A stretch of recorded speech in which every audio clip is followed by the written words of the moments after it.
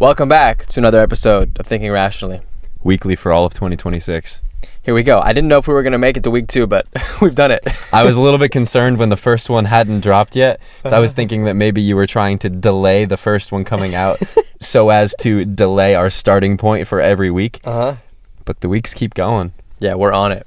We are on it. To start off this year, I was doing a bit of a year reflection.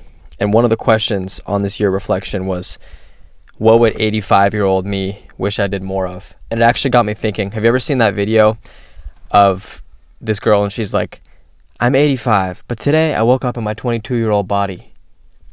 I have not. You haven't? No. Okay. Okay. Oh, yes, I have.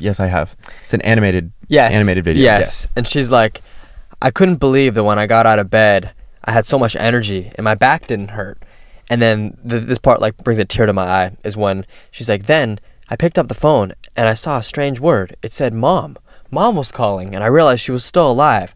When I heard her voice, I shed a tear and I was so present for the whole time. So I really like that video because I think exercises like this where you put it in perspective and imagine yourself, you take yourself outside of your daily life and look at it as if you were 85 reflecting on the last 80 years of your life. I think it helps you see things through a more clear view. What about the first 5? Those don't count. You're not conscious yet. I don't think I was conscious until I was 15. I don't even think I was conscious till like 2020, the pandemic, till I was 18. But I think that's the goal, right? Every year as you look back and you think you were like an idiot the year before. Yeah, if you're not looking back on your year ago today memories and thinking, wow, this guy was an idiot. I can't believe this dunce was walking around thinking he was all that. If you're not having those thoughts, then you're not growing enough. But that's the problem is right now we're going to look back on and be like, we didn't know anything. But I feel pretty smart now. I mean, we don't know what we don't know. Yeah. That's one of the beautiful things about life is we have no idea which direction things will go, what road we will take, and eventually we'll get to a point to where we'll think we know everything, and then a year later will happen and we realize that we didn't. Or like, sometimes when my hair gets too long, mom's always like, you need to get a haircut, and I'm like, nah. And then I get a haircut and then I see photos of how long it was and I'm like, yeah, no, she was right, she was totally right. But when you're in it, you're blind to it. It's like you with your mustache. I was gonna say that's what mom thinks with my mustache right now. But I do like it. But when your mustache is gone and you see pictures of the mustache, do you still like it? Yeah. Okay, then I guess that means that removing the mustache isn't growth, it's just a change. Yeah, it's not growth, it's removal. It's growth when it comes back. Yeah. Anyways, so yeah, let's get started. With this year reflection, I made a list of a bunch of things that my 85-year-old self would wish that I did more of. And I think, and I really try to picture it. Like I'm picturing myself sitting in the rocking chair on the front porch, yelling at all the kids going by on their, I don't know, hoverboards or something, at the kids flying by in their flying cars. And what am I thinking? What am I wishing I did more of? I think the first thing is just to not limit myself out of fear. Because once you're sitting there and you're on the rocking chair and you have the perspective to look back and realize like everything that you were scared of wasn't as big of a deal as you thought, I think it would make you wish you had taken more risks and taken more chances. That's why they always say like the best time to take risk is when you're young because you don't have other responsibilities and we don't have kids to deal with. We don't have houses and all these things. We have a lot of freedom and flexibility. So I think my 85-year-old self would just want to guarantee and make sure that I didn't limit myself out of fear. I didn't not do something because of the negative outcome I thought. And something that helps me with that in the present moment to snap me back in is asking, how would you act if you knew you couldn't fail? Because one, you realize that even if you did fail, it's not that big of a deal, but it's a lot easier to convince yourself, no, failure is not possible, because then you might actually do the thing. It's harder to convince yourself you might fail, but you're going to be okay, than just saying failure is impossible. But if you reframe, quote, failing as just a learning opportunity, then failure still isn't possible. Does that make sense? Yeah, that does. This actually goes along with a point of discussion I had with one of my roommates a few days ago, in that we were speaking about how nihilism gets a very, very negative view because most people think about it as this viewpoint of someone who is very existential, depressed, doesn't really leave their house, doesn't really think about anything, when in reality, nihilism at its core is just the belief that nothing matters. And nihilism can be broken into two different strains of thought. I like to think of them as positive nihilism and negative nihilism. There is negative nihilism where nothing matters, and it puts you kind of into this existential hole where you just kind of remain in a state of stagnation and inertia, and it prevents yourself from doing anything. But what I like more is this view of positive nihilism, which is the realization that nothing matters, and because nothing matters, you are free to do whatever you want without the repercussion of thinking that there will be some long-standing consequence or judgment based on your action. If I really wanted to, I could just honk the car of my horn right now with no fear of, okay, maybe my neighbor will hear it, maybe they'll think, oh, what's going on? A horn is honking, blah, blah, blah.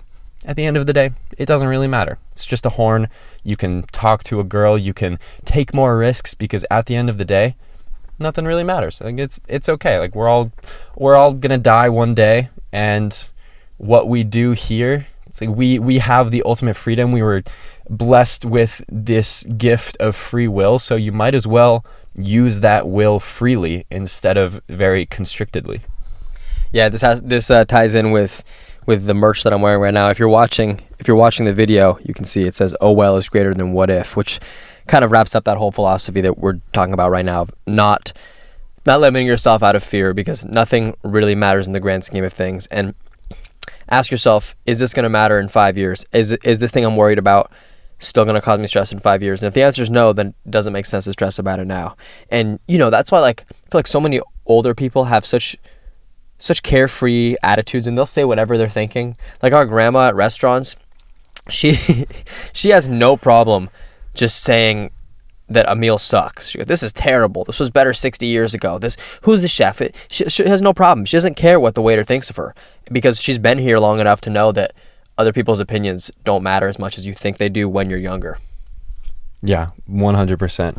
I strive to be like her in the sense that eventually, one of my long-term goals is to be able to look a barber in the eye after he delivers a bad haircut to me and tell him that it was a bad haircut instead of just telling him that it looks good.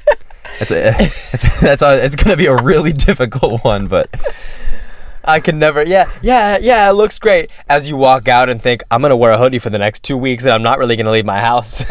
You tell them it looks great. You turn around and a tear starts rolling down your cheek. Oh, man. I feel like it's a universal experience. It is. But it shouldn't be. It shouldn't be. We should be able to say it. But it's like, well, I think it's so hard with a haircut, because it's like, all right, you hate it. Now what?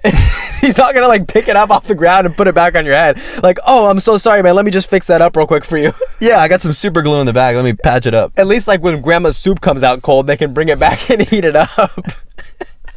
Yeah, that's why I said it's a long-term goal. It is. That's a good one, though. Mm-hmm. Okay, wait. What's something that you would try to do differently, or what your 85-year-old self would advise you to do more of? I think my 85-year-old self would advise me to meditate more. I noticed that I really don't do it as often as I once did, and when I do it, and especially after opening my eyes, after having them closed for an extended period of time, feels good. It feels incredible. Everything feels more blissful. I'm more thankful and grateful. Thankful and grateful, yeah, that I have vision to begin with. For the first 5 or so seconds, it feels like all of the colors are enhanced. It feels like I'm seeing again for the first time. And the state of peace and tranquility that it brings to me after a good, deep meditation, even if my mind is wandering, just letting your mind wander while your eyes are closed, not in the form of sleeping, obviously, but just letting your mind wander and being intentful with what your actions are and what's going on is an incredible feeling. Yeah, that's a good one, because I think meditation, same with things like sleep, things that you're not actually doing anything physically, it's pretty easy to neglect, because you're like, well, this is a waste of time. This is not worth sitting here with my eyes closed for 20 minutes. It doesn't feel like it's actually doing anything, but like you said, you open your eyes. I did one today after my workout, and you don't realize how kind of wired you can be and how crazy your mind can be going until you turn it off. And it's like Eckhart Tolle talks about this in The Power of Now, but it's like if you have like a refrigerator and you're used to that hum of the refrigerator, but then there's a power outage and it's off, you're going to be blown away by how quiet it actually is, even though you thought it was quiet before. And so that's what I noticed today. I finished my meditation, and even there was a lot of noise going on. There was some homeless guy yelling crazy things. There was someone doing yard work, and it was just a lot of noises. And I noticed that my brain was getting frustrated by these things. But then during the meditation, I noticed that the frustration was also just something that my awareness was perceiving. Does that make sense? Yeah. Once you open your eyes and you realize what's going on after that meditation, the silence can be very loud. Yeah.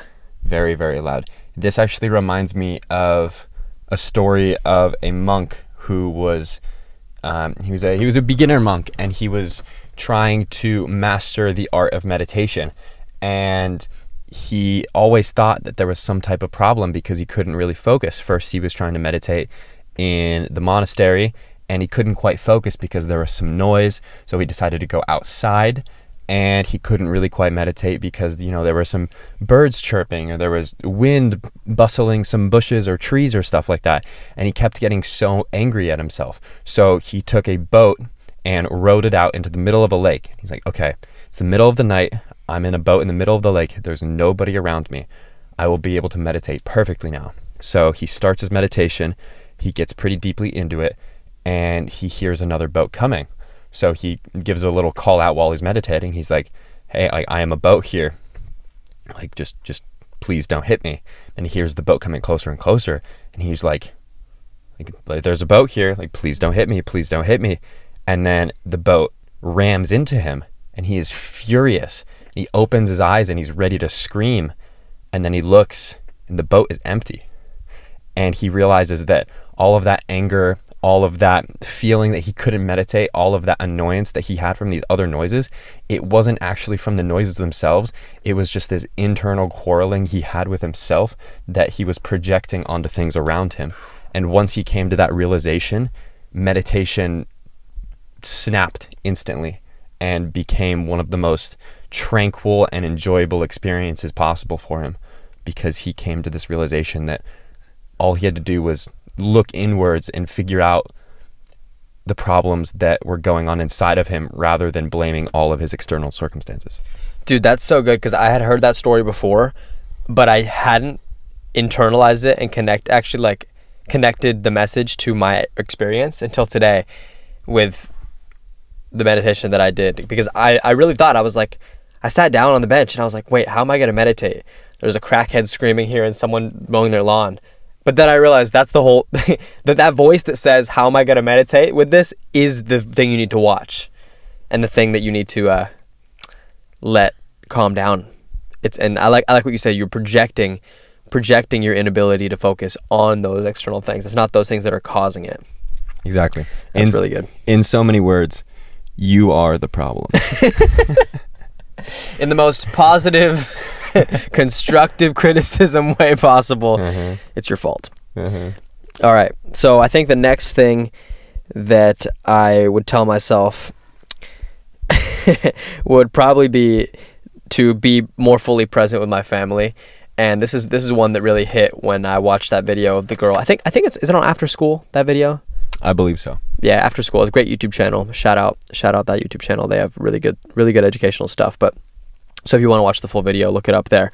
But when she calls, or when her mom calls her, and she's just so present because she gets to hear her mom's voice again, it really reminds me that I need to appreciate these moments with my family. Because we talked about this on the last episode, how when you see your family all the time, it's really easy to take it for granted, and it's hard to be fully present and appreciate people, especially when you have past a lot of past memories with people, and with family there's always like some weird drama because when you were in 7th grade your mom dropped you off at the wrong birthday party, and then you resented her because she didn't let you drink alcohol at your friend's sleepover, and it's like there's all these little, these little tension things that build up, and so you also feel like your family, you don't have to be nice to them because they know you and they love you no matter what.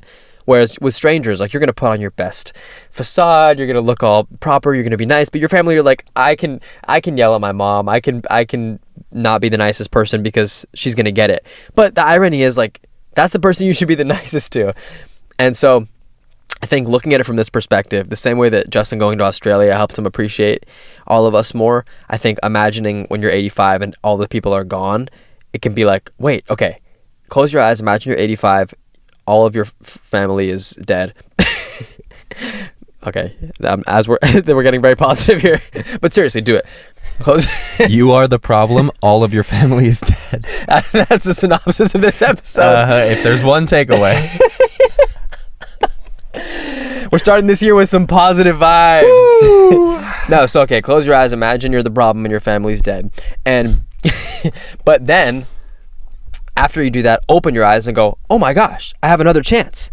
I get another chance to be present, to enjoy their company, and to not let the little things about them that maybe bother me in the past actually affect me. Just enjoy their presence, knowing that it's not going to be here forever. It's like when you're on a vacation, when you know that you have like 3 days left, you're suddenly like, you're taking it in. You're appreciating every moment. But if you're in a place for 3 months, the days kind of just slip by. You notice that?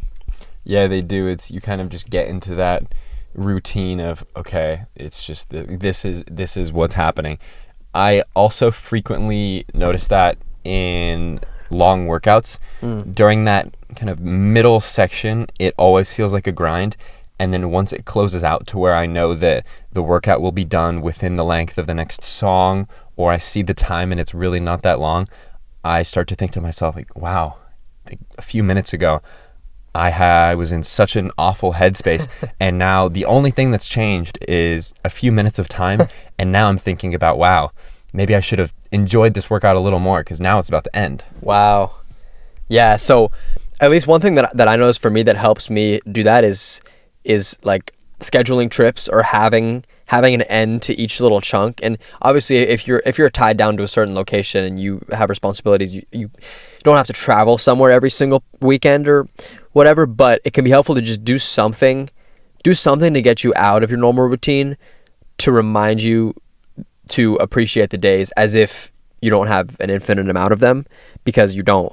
And so for me, like, if I know I'm going on a trip in a week, then the 7 days that I have here, I'm going to be a lot more present because they feel more valuable. Yeah, I definitely agree. So do you have anything else you would tell yourself? Yeah, upon thinking about this question, my first thought was, well, hopefully when I'm 85, I don't think that I should have done more of anything because I will have lived such a fulfilling life.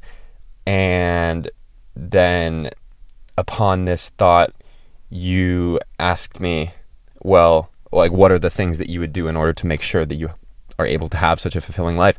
And the first thing that comes to mind is two different strains of the same thought that come in the form of acting on action before thought, kind of doing things before I even get nervous to do them. I've found that if you perform an action that is something you might be afraid to do before you develop the fear of doing it, like before the fear even comes to mind, the fear will never get there. Like, if you walk up to a girl that you want to talk to or a guy that you want to talk to, before you even have the thought of, ooh, this might be scary, I might get rejected, if you just walk up and start talking to them, you will catch yourself by so much surprise that fear won't even come there. It's like, sometimes I think because I'm not expecting it, I could be at an event or a concert or something like that, and then if, let's say I was at a Sabrina Carpenter concert and I'm just standing there, and then she just walks over and hands me a mic and tells me to get on stage and start talking about something. I feel like I could do that very easily because I didn't go to that concert expecting to talk in front of 40,000 people.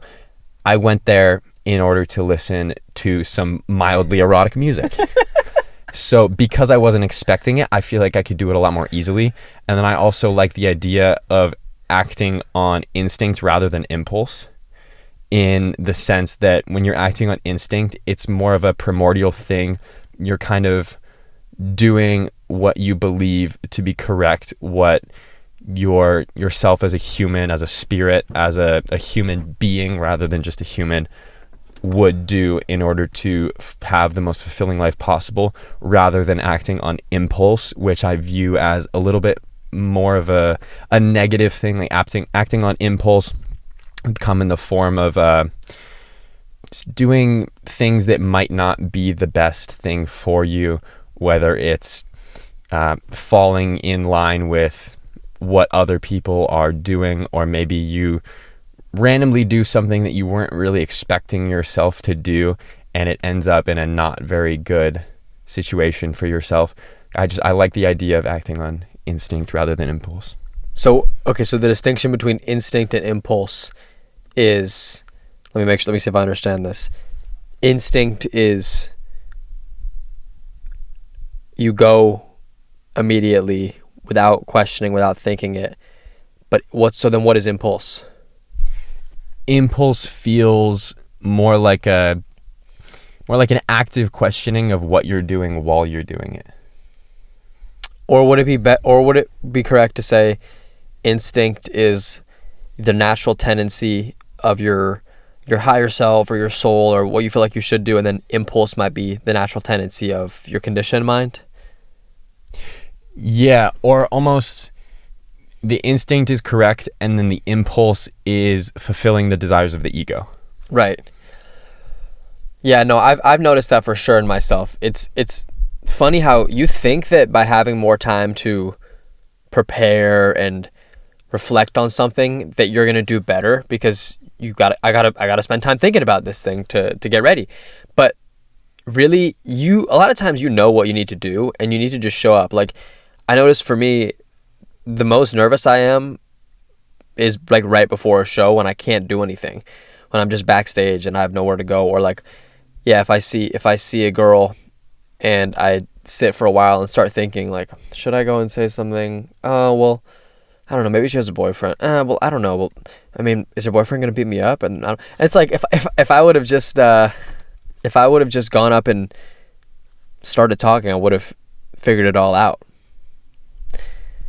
Yeah, definitely. I think that 9 times out of 10, it's significantly easier and better for us to simply jump and learn to fly on the way down, rather than standing at the edge of the cliff wondering what the flying process looks like or if I'll be able to do it. We just need to kind of let our instincts take over, jump, and let things happen. All these things overlap, because this overlaps with last week talking about how when you make a decision, you get information, but when you don't make a decision, you're still paralyzed. You don't know anything yet, but as soon as you act, you have information to then make a better decision off of. Or this ties into with the whole motivation doesn't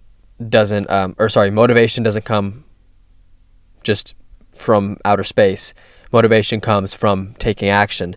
These all align. It seems like that's a core principle of our values and our belief system, is just act first, think later. Yeah, definitely. So in summation, to kind of get a full picture of this episode, you are the problem, all of your family is dead, and jump off a cliff. Wow. Yeah. We're just full of good advice today. Yeah, this is why context matters. Because if you hear that on its own, it sounds awful. But fortunately, there's a lot more that goes into it, and I like to think that all of you guys understand that too. All right, let me see if I have anything else that I would tell myself. Okay, this one's a good one. I said, stop looking to everyone else for the answers. And I know this is an interesting one to tell to you guys, because if you're listening to this, you're kind of looking at us for answers. But what I've realized is everybody's looking at everybody else to figure things out. And a lot of times, nobody really knows what's going on. I think we have a lot of the answers that we want and we need intrinsically, but it's really easy to outsource and think that other people know more than you do and think that other people have a better idea. But I don't really think anybody knows what's best for you other than you. Deep down, past maybe some subconscious limiting beliefs and some programming, but deep down I think you know what's best for you, because it's really easy to look at what other people are doing and go, oh, that guy wakes up at 3:30 a.m. I should do that. Oh, that guy only eats kale. Oh wait, that guy only eats steak. Oh, that person. It's like, okay, we're overloaded with so much information, and it's so easy to constantly consume and think that you need more information, you need to learn more and this and that. But I think you know what's best for you deep down, and it's just about eliminating distractions and the external voices that are trying to make you forget that. Yeah, I think it's definitely rooted from when we were kids, always thinking that the people in the grade above us or 2 grades or 3 grades above us know something that we don't. They have everything figured out. The 8th graders, bro. Yeah, we went to a school when we were in 3rd grade, there were also 8th graders running around, and looking at them, they are just giants, and we look at them and we think, wow, these guys are the top dogs. They have life figured out. They know exactly what's going on. And then you get to 8th grade and you're expecting something to click, and then you're looking around and you're like, wait a second. I feel the exact same as when I was in 3rd grade, but I'm just a little bit taller. And now you're looking at the high schoolers. And we're looking at the high schoolers and thinking, oh, such small little children. But yeah, we were talking about how because we're back home for a little bit for the holidays, and we were at our old gym that we used to go to growing up.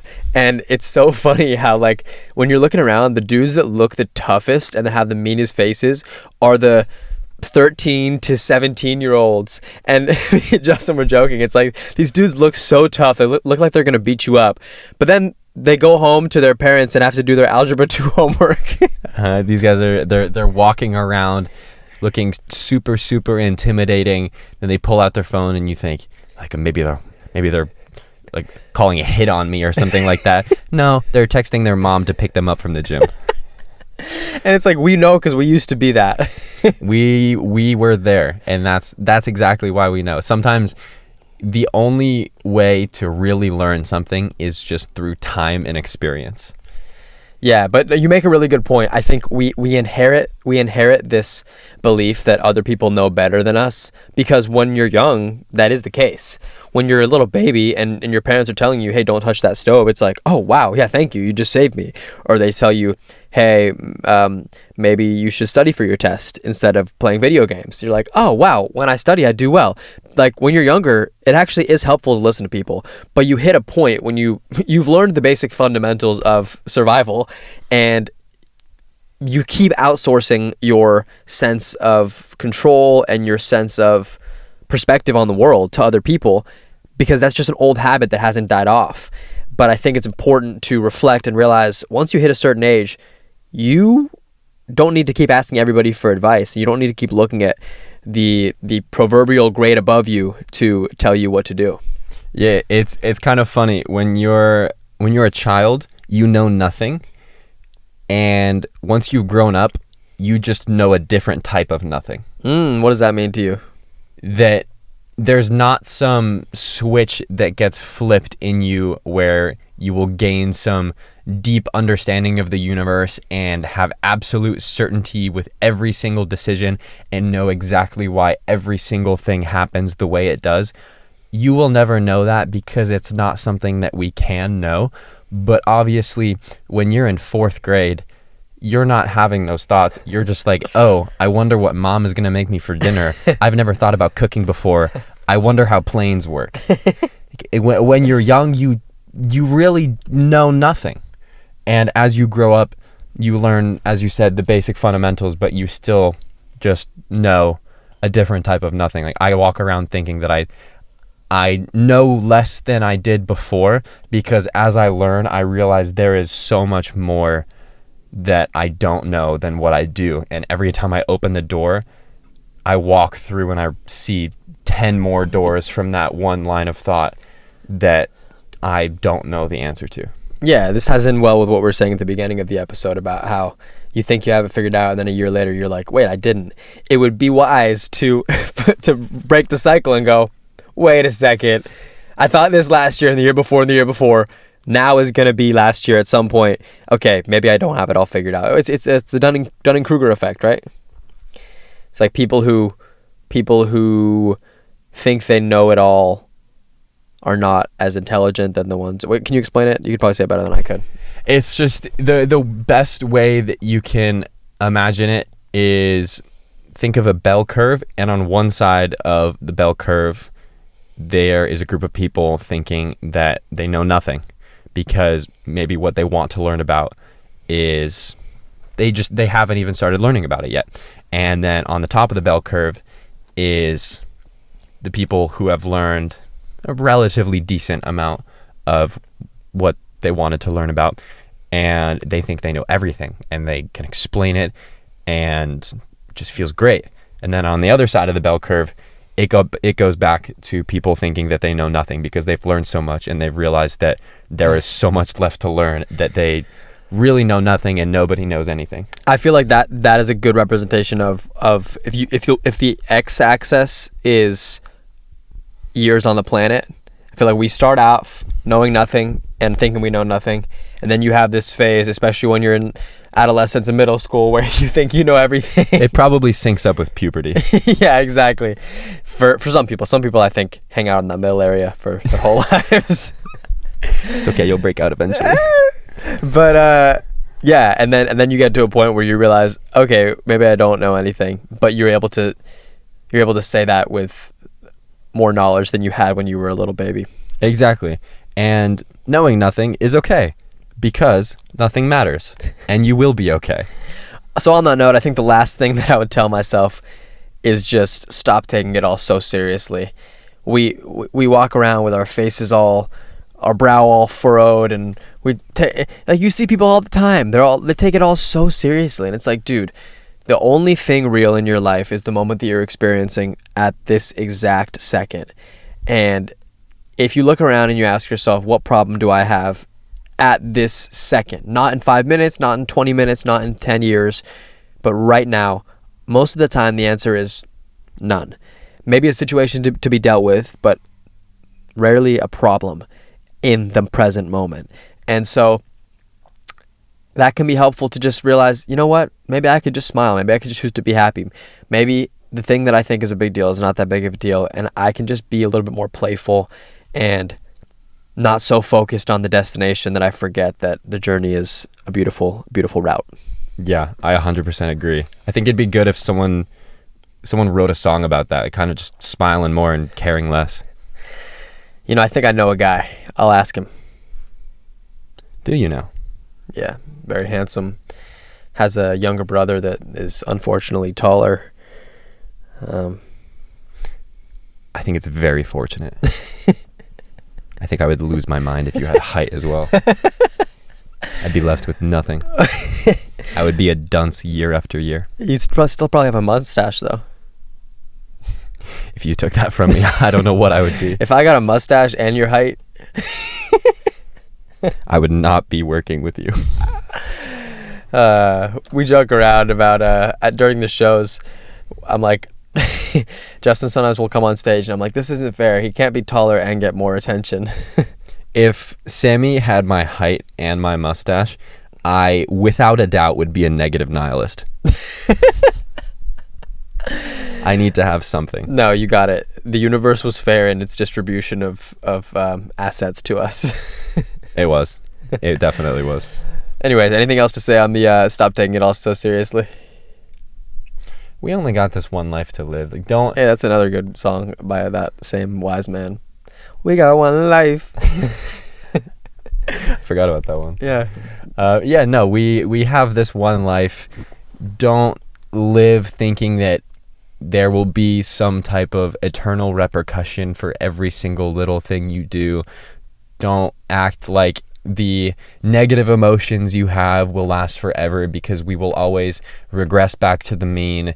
The positive emotions, you'll always come back down. And more importantly, the negative emotions, those lowest of the lows, you will always rise back up, because emotions are temporary, and you will rise back and you will be okay. And you will enjoy this one life that you were eternally blessed to live. So you might as well take this amazing thing that does not happen to a lot of people in the grand scheme of things and enjoy it, because it would be an insult to yourself and to the life that you have lived and the life that you could live if you did not enjoy it while you were doing it. Wow. You should just drop the mic. I can't even say anything better than that. We'll end it right here.